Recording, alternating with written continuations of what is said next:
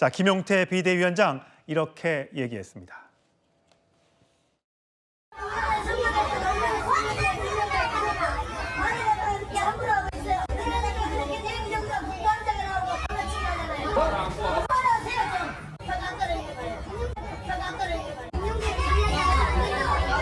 대통령의 결단을 존중합니다. 탄핵 찬성 측과 반대 측을 서로 갈라치기 하고 비난할 것이 아니라 이제는 정치권이 이분들의 통합과 또 관용을 이끌어야 할 때입니다. 이제는 저희가 국민 통합을 이루고 또 대선에서 이기기 위해서 모두가 단합해야 할 때입니다.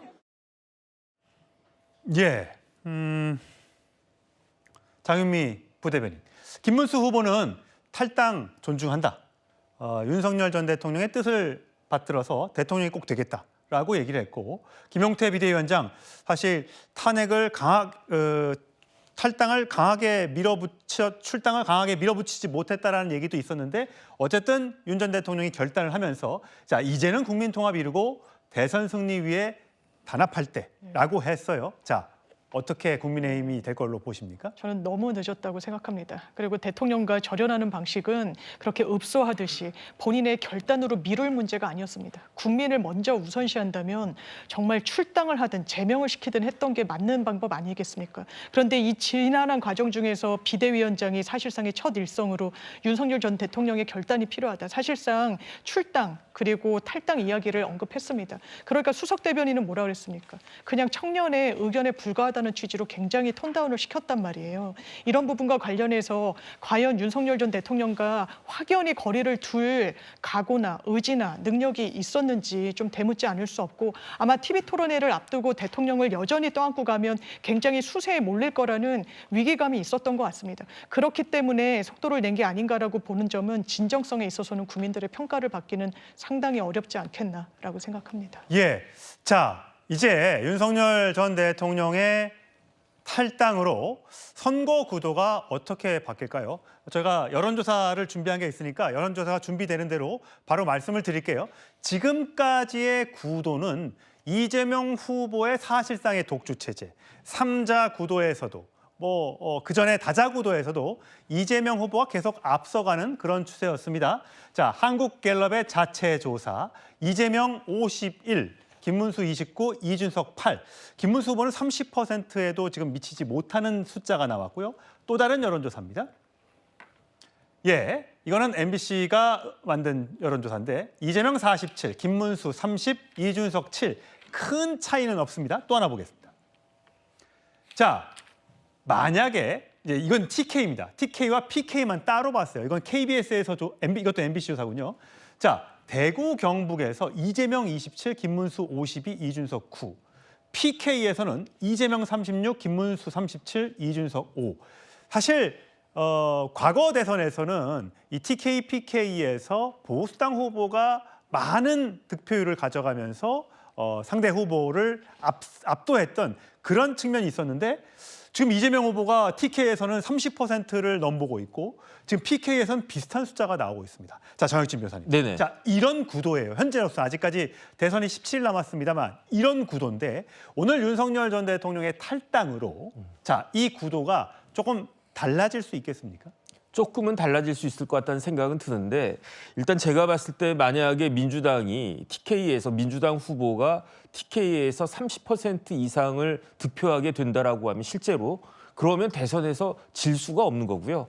그다음에 PK에서 민주당 후보가 40% 이상 얻게 된다라고 해도 그래도 쉽지가 않은데, 지금 대구 경북 여기저기 이제 그 여론조사마다 약간 다르긴 하지만 이재명 후보가 30% 넘으려고 지금 목표를 하고 있는 것 같고, 네. 그다음에 PK에서는 비슷비슷한 거 아니겠습니까? 거기에다가 수도권에서 어떻게 될 것인지, 저렇게 영남 지역에서 열세라고 하면 수도권은 사실 더 어려운 지역이 아닐까. 그렇죠. 수도권 다음으로 가장 큰 곳이 PK 지역이니까. 제가 봤을 때 이번 대선은요, 수도권하고 PK 싸움이라고 저는 생각을 했었거든요. 예. 그렇기 때문에 만약에 이제 한 20일밖에 남지 않은, 20일도 채 남지 않았을 수도 있겠는데 그 기간 동안에 어떤 모멘텀이 없으면 그러면 쉽지 않을 것이다. 그런데 왜 민주당이 아니라 국민의힘 후보부터 시작해가지고 그 국민의힘 사람들은 여기에 대해서 그렇게 긴장하는 모습이 없는 것인지 저는 그것도 조금 의아하다 그런 생각 듭니다. 예, 국민의힘 의원들이 아직까지 적극적으로 김문수 후보 지지에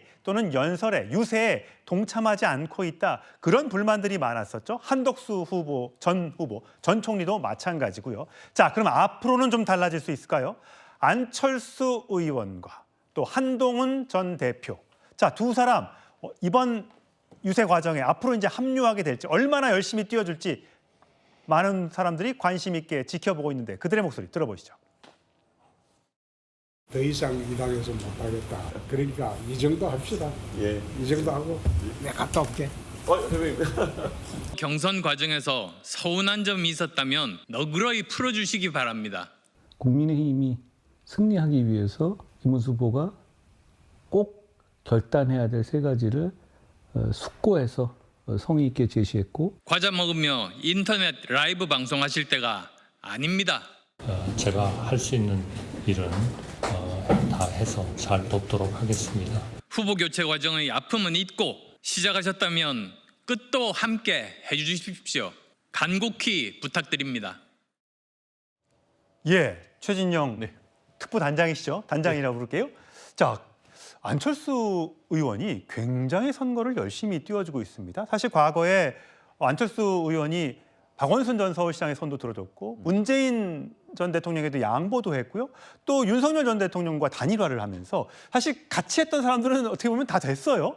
근데 진짜 안철수 의원이 굉장히 지금 다른 사실 홍준표 대구시장은 떠났고 한동훈 후보는 아직 그 유세 과정에 협력을 하지 않고 있는 반면에 안철수 후보 굉장히 열심히 하고 있습니다. 안철수 매직 어겐 이렇게 지금 표현을 하고 있는 것 같습니다. 말씀하신 것처럼 박원순 전 시장과의 단일화, 그리고 문재인 대통령 후보의 단일화, 그리고 또 오세훈 서울시장 후보와의 단일화, 나아가 지난 대선에서 윤석열 후보의 단일화. 그래서 안철수 후보님이 손을 들어주신 분들은 100% 단일화해서 후보가 당선이 됐습니다. 아마 그런 측면에서 국민의힘 같은 경우에는 안철수 후보의 재발견 이런 얘기가 지금 나오고 있는 것 같습니다. 예. 사실 어제 금요일 날 같은 경우에 대법원 앞에서 이재명 그런 사법 독재 이런 부분을 방지하자라고 하면서 이 국민의힘 많은 국회의원들이 많아오셨고 거기에 김문수 후보님이 오셨는데요. 제가 그 자리에 있었는데 김문수 후보님과 같은 차를 타고 오셨습니다. 그만큼 지금 지근거리에서 어떤 국회의원들보다도 지근거리에서 김문수 후보에 대한 지원 사격을 하고 계십니다. 그래요. 화면에도 바로 옆에 있네요. 네, 맞습니다. 실질적으로 계속 동행을 하고 있고 사실 이념적으로 봤을 때 김문수 후보님은 상당히 보수층에 가깝다라고 한다고 하면은 안철수 후보님 같은 경우에는 이른바 중수청, 중도, 수도권, 청년의 어떻게 보면은 세력을 지원받고 있지 않습니까? 예. 그렇다는 점에서 지금 김문수 후보님에게는 안철수 후보님이 천군만마일 수밖에 없는 상황이고 또 다른 정말 바쁜 김문수 후보님 옆에서 특히 지난번 대선 경선을 함께 했던 분들을 끌어당기기 위한 노력을 하고 있는데 어떤 효과가 가시적 효과가 조금씩 이제 나오는 것 같습니다. 그렇기 때문에 이번 주말 여론조사 나아가 이번 주말 내일 있을 이 사자 토론회에서도 어떻게 보면 안철수 후보님이 함께 하실 때에 분명한 시너지 효과가 기대되는 것 같습니다. 예. 자, 또 한 명이죠. 지난번 이제 마지막 결선까지 가서 김문수 후보에게 패했던 한동훈 전 대표. 그동안 선거 유세 대신에 SNS에서 라이브 방송을 하면서 이재명 후보를 공격하는 그런 저격수 역할만 해왔는데 오늘 윤석열 전 대통령 탈당 직후에 SNS에 글이 올라왔습니다. 자, 5월 18일까지 김문수 후보의 결단을 다시 한번 요청합니다. 그 세 가지는 계엄에 반대한다는 뜻을 밝혀달라, 윤석열 전 대통령 부부와 절연해달라, 그리고 자유통일당 같은 극단 세력과의 선을 그어달라. 이 세 가지의 요청을 다시 한번 하면서 자, 수용 여부와 상관없이 당을 위해 일하겠다. 다음 주 현장에서 국민들과 만나겠다. 강성필 부대변인. 다음 주 현장에서 만나겠다. 자, 이 뜻은 김문수 후보의 유세에 동참하겠다는 뜻입니까? 어떤 뜻입니까? 김문수 후보의 선거 캠페인에 합류하겠다라고 저는 읽혀지고요. 예. 다만 김문수 후보와 같이 돌아다니거나 혹은 같이 손을 잡고 이런 모습을 연출할지는 미지수입니다. 그럼에도 불구하고 어쨌든 선거운동을 따로 하더라도 선거 캠페인에 참여할 것 같습니다. 그 이유는 최근에 한동훈 전 대표가 라이브 방송을 했는데 상당히 비난이 많았습니다. 어떤 내용이에요? 그러니까 저도 그 내용을 하나를 봤는데 예. 그러니까 본인은 한동훈계에서는 한동훈 전 대표가 라이브 방송으로 선거운동을 돕고 있다라고 하고 있는데 제가 보니까 선거운동부터 입지 않고 소파에 기대서 저런 장면이죠, 화면에. 네. 그래가지고 그냥 노래 틀어놓고 한 주 동안 수고하셨고요. 정치가 조금 뭐 스트레스를 줘서 뭐 죄송합니다. 제가 잘하겠습니다. 당원 등록해 주십시오. 끝이더라고요. 그래서 이것을 어떻게 선거운동으로 볼 수 있을까라는 비판이 있었고 이런 식으로 하면 오히려 나중에 배신자 프레임에 갇힐 수가 있다. 그렇기 때문에 현장에 나와야 된다라는 위기의식을 느꼈다. 저는 그렇게 봅니다. 그렇군요.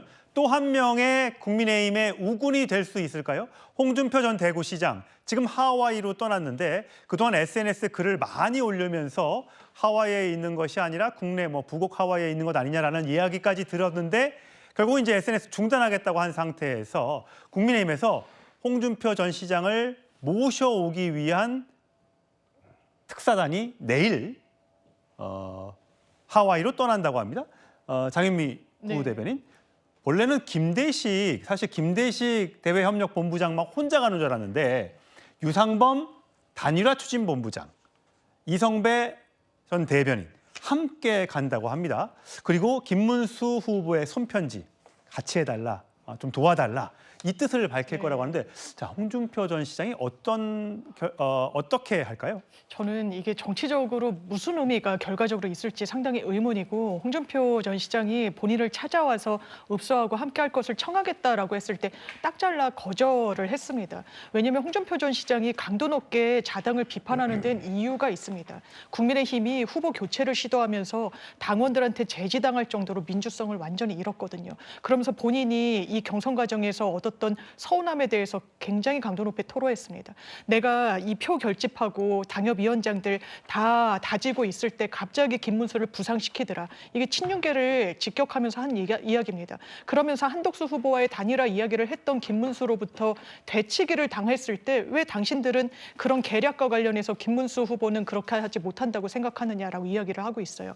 이게 어떻게 보면 당에 대한 일가를 넘어서서 상당히 이 국면을 정확하게 짚고 있습니다. 나아가서 국민의힘에 대해서는 이익 집단이지 정치 결사체나 이념 집단이 아니라고까지 이야기를 하고 있습니다. 완전히 마음이 떠났다고 볼 겁니다. 본인이 이야기했던 정계 은퇴도 사실상 정치 영역에서의 은퇴라기보다 국민의힘으로부터의 은퇴라고 이야기하고 있거든요. 이런 상황 속에서 홍준표 전 시장이 김문수 후보에게 손 내밀어서 같이 할 수 있겠습니까? 이렇게 청하는 거 어떻게 보면 좀 다소 강압적으로 보이는 이런 행보를 하는 것 자체는 저는 정치적 예우이자 예의는 아닌 것 같습니다. 그럼에도 불구하고 국민의힘에서는 어쨌든 이렇게 보내는 것, 예우에서 다시 모시겠다는 것 자체가 또 메시지일 수 있다 보니까 끝까지 구애하는 모습을 보이고 있는 것 같습니다.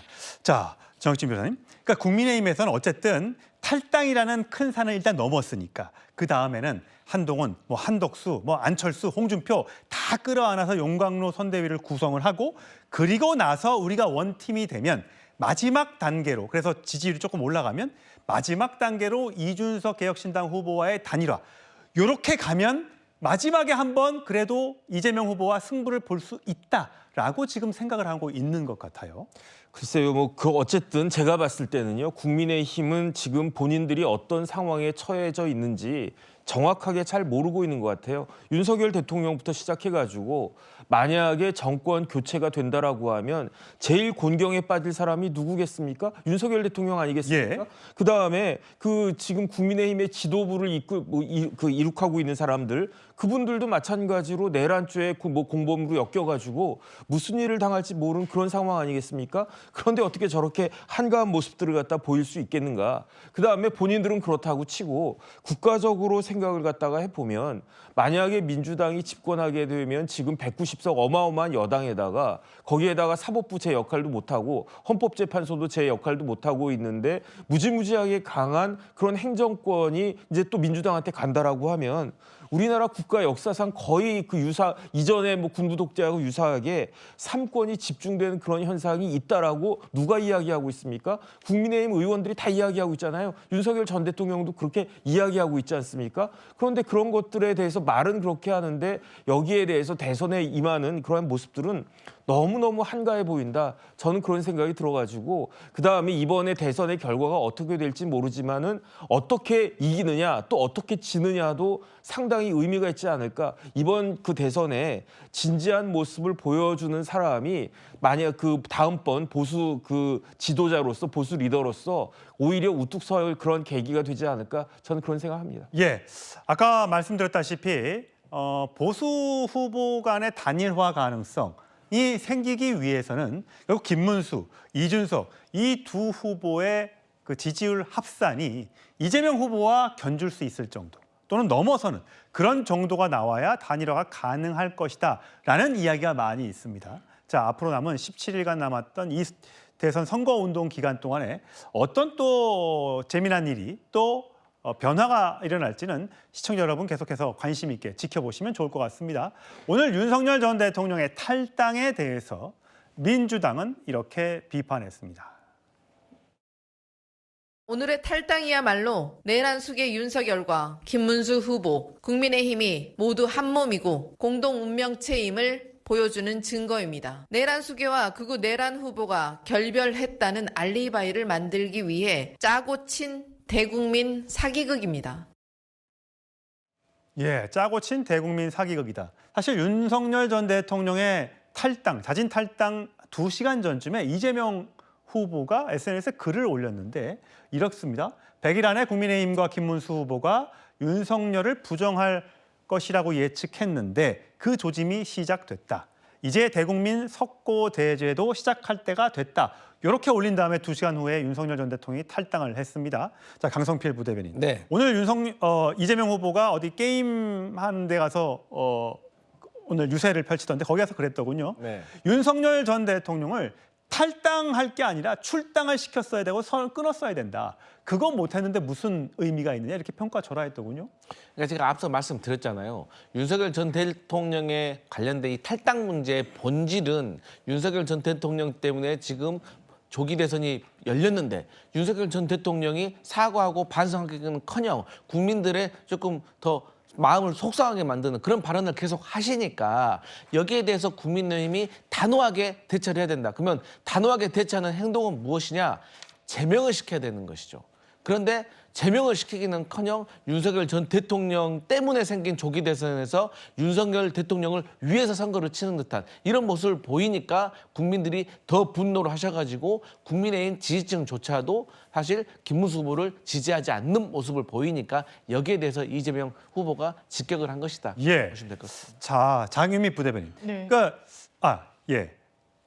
최진영 단장님부터 질문할게요. 이준석 개혁신당 후보 같은 경우는 사실 모두각이라고 하죠. 이재명 후보도 비판하고 윤석열 전 대통령이나 김문수 후보를 비판해 왔는데 요즘 들어서는 김문수 후보에 대한 비판이 더 잦은 것 같아요. 그러면서 오늘도 윤석열 전 대통령 탈당한다고 비상계엄의 원죄 지울 수 없다. 이 사달에 공동 책임이 있는 후보가 함께 물러나는 게 이준석과 이재명의 진검승부 시작점이 될 것이다. 김문수 후보도 물러나라. 내가 보수의 적장자다. 이렇게 얘기를 하네요. 뭐 본인은 그렇게 말씀할 수 있을지 모르지만 국민들은 그렇게 얘기한다고 하면은 윤 대통령과 손잡고 선거운동을 해서 윤 대통령을 같이 대통령을 당선시킨 데 대한 책임은 없습니까? 그렇기 때문에 그것은 자기 부정에 불과하다. 결국 현 상황 속에서 어쨌든 간에 지금까지 계속 그 국민의힘 결국은 국민의힘을 그 압박을 했을 때에 오히려 본인에게 표가 더 나올 수 있는 반면에 민주당을 압박을 하고 이재명 후보를 압박했을 때에 압박한다 하더라도 거기로부터 받아올 수 있는 파이는 사실상 거의 없다라고 하는 그런 전략적 판단 속에 있는 건 아니겠습니까? 그렇지만 말씀드린 것처럼 본인이 윤 대통령이 탈당한다고 비상계엄에 원죄는 지을 수 없다고 하지만 사실 지난 대선 과정에서 얼마나 여러 가지 논란이 있었습니까? 예. 오히려 윤 대통령이 이준석, 이른바 2번 집 나간 이준석 대표를 끌어안아서 그렇게 통합을 해서 대통령을 만들었던 건 아니겠습니까? 그런 부분에 대한 어떤 사과는 없습니까? 결국 본인의 선거 운동을 하기 위해서 표가 나올 수 있는 김문수 후보를 때리고 있습니다만 오히려 이제는 윤 대통령의 탈당, 잦은 탈당으로 인해 가지고 보수의 결집이라는 그런 시기인 것 같습니다. 이제는 전략적으로 이재명 후보를 때리는 것이 본인이 표가 나오기에 더 유효적절한 방법이 아닌가에 대한 고민을 해야 될 시점이라고 봅니다. 예. 자, 장윤희 부대변인. 윤석열 전 대통령 전격 탈당에 참 오늘 많은 분들이 SNS 글을 올려서 다 읽어드리는 않겠습니다. 여러분 보시면 욕부터 나온다고 하는 분도 계시고 이제는 하나로 좀 뭉쳐야 한다라는 또 반응도 있습니다. 참 제각각의 반응이 나왔는데 장 부대변인 보시기에는 앞으로의 선거 구도, 사실 그동안에는 이재명 후보가 많이 앞서가는 그런 여론조사 결과가 대부분이었는데 이번에 윤석열 전 대통령의 탈당과 한동훈 전 대표의 유세 합류 등등으로 인해서 좀 변화가 있을 걸로 보세요. 변화가 아주 없지는 않겠지만 본질적으로 이 역전극을 펼친달지 이렇게는 굉장히 미진하다고 보는 게 맞을 것 같습니다. 기본적으로 이 대선의 궁극적인 형태가 조기 대선입니다. 전망적 투표나 회고적 투표를 하는 통상적인 대선이 아니에요. 이 조기 대선이 오게 된 세력, 진영에 대한 평가와 어떻게 보면 성적표를 매기는 부분이 분명히 녹아져 있습니다. 계엄으로 인해서 파면된 대통령을 메우기 위한 선거라는 측면이 국민들한테 국민의힘을 응원하기 어려운 태생적인 한계가 있고, 그렇다면 국민의힘이 계엄과 절연한 후보를 냈습니까? 아니요. 김문수 후보는 꽃꽃문수가 아니면 대선 주자가 되기 어려웠을 겁니다. 본인도 이야기했습니다. 그 당시에 사과를 요청한 민주당 서영교 의원 덕분에 내가 후보가 될 수 있다라는 취지로요. 태생적인 한계가 있는 겁니다. 중도층 확장성을 갖기 위해서는 계엄과 단절하기를 바라는 보수층의 합리적인 지지층의 마음도 떠안기에는 다소 부족한 후보가 아닌가. 그 부분이 개선되지 않는 한 중도층, 무당층의 마음을 얻는 데는 구조적인 한계가 있어 보입니다. 예, 윤석열 전 대통령의 탈당으로 자 이제 선거의 구도가 이재명 대 윤석열에서 김문수 대 이재명, 이재명 대 김문수의 구도로 바뀔 수 있을지 한번 지켜보도록 하시죠.